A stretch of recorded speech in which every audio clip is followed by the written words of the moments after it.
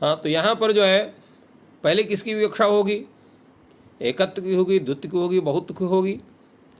तो सर्वप्रथम एकत्व की विवक्षा होती है।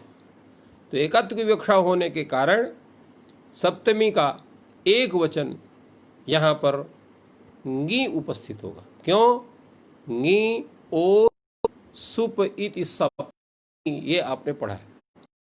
एक वचन में ङी, द्विवचन में ओष और बहुवचन में सुप, ये उपस्थित होते थे। एकत्व की विवक्षा होने से यहाँ पर ङी विभक्ति उपस्थित होगी, तो बनेगा राम ङी।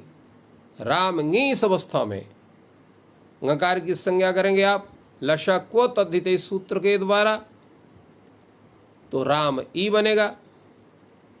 अब यहां पर कोई सूत्र की प्राप्ति है नहीं, सीधे आप आद गुणा सूत्र के पास पहुंचिए और गुण कर दीजिए, आपका रामेव रूप बन गया। सबसे सरल, सबसे सही रूप है रामे। और इसके पश्चात आप द्वित्व की विवक्षा करते हैं तो रामश्च रामश्च, ऐसा स्वरूप बनता है। द्वंद्व की प्राप्ति होती है और उसको बात करके स्वरूपाणाम में शेष एक विभक्तो सूत्र से एक शेष होता है। एक शेष में प्रथम राम शेष हुआ, और यह जो शेष राम है ये लुप्त के भी अर्थ को बतलाता है, क्योंकि परिभाषा है यह श्रुते सा लुप्यमान अर्था विधाई। तो ये लुप्यमान के अर्थ को कहने कारण दो अर्थ को इसलिए यहाँ पर द्वित्वार्थवाचक जो राम शब्द है उससे सप्तमी का द्विवचन प्रत्यय उपस्थित होगा ओस, तो बन गया राम ओस। राम ओस इस अवस्था में राम की आप अंग संज्ञा करेंगे। अंग संज्ञा होने के कारण पहला सूत्र आप यहाँ पर अदंत अंग है आपका राम, ओस परे हुए है, तो यहाँ पर एत तो हो जाएगा। किसको होगा? अंत्य अल। अंत्य अल कौन है? रामे माँ का आ, उसको ए होगी, तो रामे ओस। एच आवा से आप आय आदेश कर देंगे, वर्ण सम्मेलन कर देंगे, राम योस बनेगा। और पद संज्ञा होने के कारण सकार को सज सोरु सूत्र से रू कार की संज्ञा, अवसान संज्ञा और खरवसानी और विसर्जनीय सूत्र से विसर्ग का विधान करने से प्रयोग आपका सिद्ध होता है राम यो हो।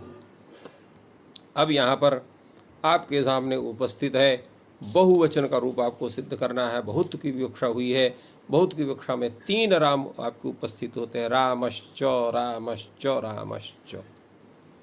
द्वंद्व प्राप्त होता है, उसको बाध करके यहाँ पर स्वरूपाणा में एक शेष विभक्तों से यहाँ पर एक शेष होता है, राम शेष हुआ, शेष का लोप होता है।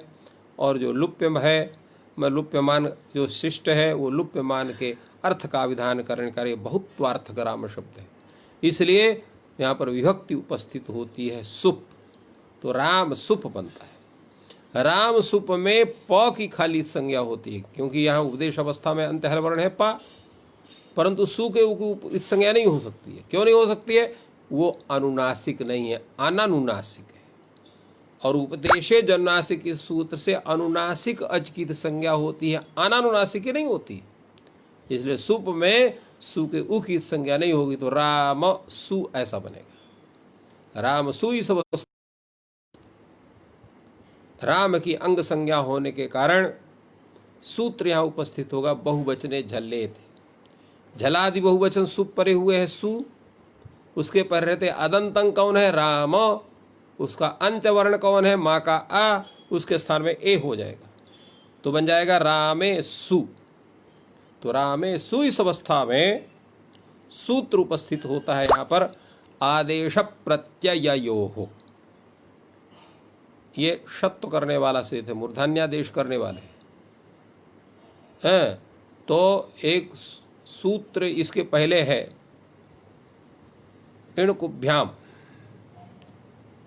इणकुभ्याम मूर्धन्य और अपदांतस्य च, ये सब अधिकार सूत्र है, इसके पूर्व में विद्यमान है। इसलिए सूत्र का अर्थ होता है इणकुभ्याम परस्य अपदांतस्य आदेशस्य प्रत्ययावयवश्च यह सह तस्य मूर्धन्यादेशस्यात्।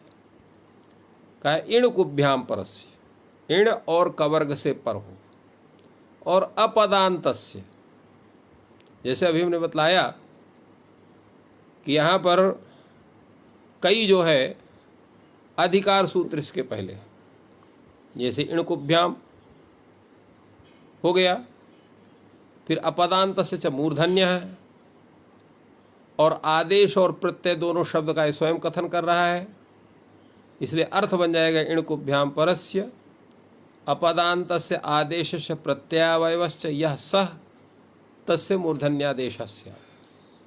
आप घटाइए इसको, यहाँ रामे सु बना हुआ है, यहाँ इण कौन है? इण है रामे में ए, वो इण है, उससे पर अपदांत जो है अपदांत होना चाहिए और आदेश का अवयव अथवा प्रत्यय का अवयव होना चाहिए। तो आदेश रूप या आदेश का अवयव, प्रत्यय रूप या प्रत्यावयव, जो भी सा होगा। तो यहाँ क्या है? प्रत्यावयव सकार है, प्रत्यय है सुप, उसका अवयव सा है, इसलिए सा को होगा क्या होगा? मूर्धन्यादेश होगा, माने मूर्धन्य वर्ण इसके स्थान में होगा। तो मूर्धन्य वर्ण तो भाई ऋटुर्षाणाम मूर्धा, री, टवर्ग, र और श इतने मूर्धन्य है, किसका विधान आप करोगे? तो उस पर कहा गया कि यहां पर स्थानी से काम तो चलेगा नहीं, इसलिए यहां पर कैसे विधान आप करोगे? इन्होंने लिखा ईषद विवृत सस्य तादृश एवश, क्योंकि यहां पर स है, ईषद विवृत है, यहां पर स्थानी का स्वरूप न बनने के कारण केवल आभ्यंतर प्रयत्न का स्वरूप बनाया गया। क्योंकि अगर हम इसको बाह्य प्रयत्नकारी अगर लेते हैं तो बनेगा कि नहीं बनेगा, चलिए विचार करते हैं। तो यहां सकार का विवार श्वास अघोष और महाप्राण प्रयत्न है। तो विवार श्वास अघोष और महाप्राण प्रयत्न होने वाला, जैसे आपका मूर्धन्य शकार है, वैसे ही यहां पर जो है वो ठ भी हो जाएगा, क्योंकि ठा का भी विवार श्वास अघोष प्रयत्न है और महाप्राण प्रयत्न भी है। इस कारण से ये निर्णय नहीं हो पाएगा कि श का विधान हो कि ठ का विधान हो, तब इसलिए आभ्यंतर प्रयत्न को भी हम मिलाते हैं। तो विवार श्वास अघोष, महाप्राण और ईषद विवृत, ये जब इनको 4 और 1 5, एक आभ्यंतर प्रयत्न और 4 बाह्य प्रयत्न, तब सादृश्य मिलता है यहाँ कि यहाँ पर दंत सकार के स्थान में मूर्धन्य शकार होना चाहिए, क्योंकि यहाँ पर विवार श्वास अघोष महाप्राण और ईषद विवृत प्रयत्न वाला केवल मूर्धन्य शकार ही मूर्धन्यादेश के रूप में है और दूसरा कोई नहीं है, इसलिए उसका विधान किया। इन्होंने केवल लिख दिया मूल में ईषद विवृत तादृशेव शाह, इतने से काम नहीं चलेगा, क्योंकि खाली ईषद विवृत आप नहीं बना सकते, क्योंकि यदि आपको मानना पड़ेगा तो पूरा स्थानीय आदेश भाव बताना पड़ेगा, ईषद विवृत प्रयत्न भी होना चाहिए, फिर उसका स्थानीय भी होना चाहिए। तो स्थानीय, क्योंकि सवर्णता जो बनेगी वो आभ्यंतर प्रयत्न के साथ साथ ताल्वादि स्थान को भी होना चाहिए। ताल्वादि स्थानम आभ्यंतर प्रयत्न च इति एतद्वयम् यस्य अनुतुल्यम तन्मिता सवर्ण संज्ञा से, सवर्ण संज्ञा का स्वरूप नहीं बनेगा, क्योंकि भिन्न इनका स्थान है, एक का दंत स्थान है, एक का मूर्धन्य स्थान है, कैसे बनेगा? तो बाह्य प्रयत्न लेंगे, बाह्य प्रयत्न में 2 उपस्थित हो रहे हैं, मूर्धन्य श भी उपस्थित हो रहा है और मूर्धन्य ठ भी उपस्थित हो रहा है, तो श ठ दोनों का विधान प्राप्त होगा। ऐसी अवस्था में आभ्यंतर प्रयत्न को भी हम लेते हैं, तो ईषद विवृत इन दोनों का है। तो मूर्धन्यादेश में ईषद विवृत प्रयत्न केवल मूर्धन्य शकार का है, अन्य किसी का मूर्धन्य स्थान मूर्धा स्थान वालों में किसी का नहीं है, इसलिए यहाँ पर शकार का विधान होता है। तो रूप बनता है आपका रामेषु। इस तरह से रामः रामौ रामाः, हे राम हे रामौ हे रामाः, रामं रामौ रामान्, रामेण रामाभ्याम रामैः, रामाय रामाभ्याम रामेभ्यः, रामात् रामाद् रामाभ्याम रामेभ्यः, रामस्य रामयोः रामाणां, रामे रामयोः रामेश। इस तरह से ये पूरे रूप राम शब्द के सिद्ध होते हैं। देखिए भट्टोजी दीक्षित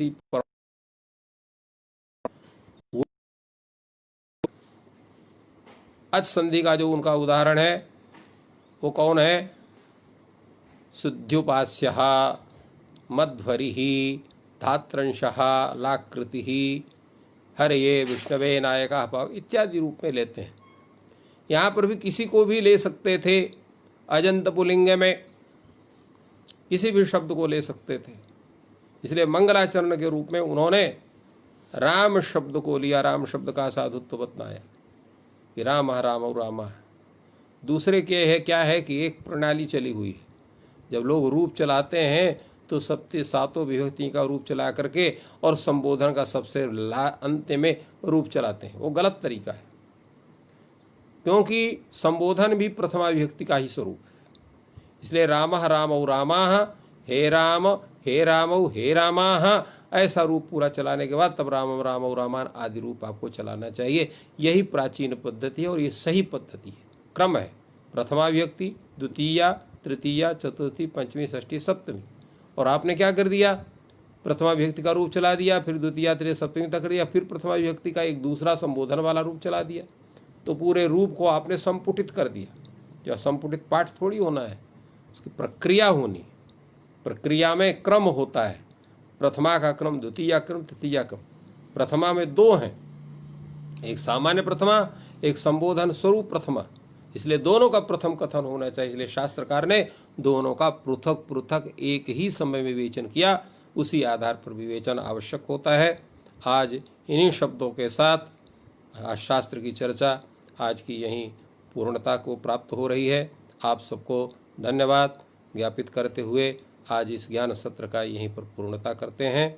जयतु संस्कृतम, जयतु भारतम।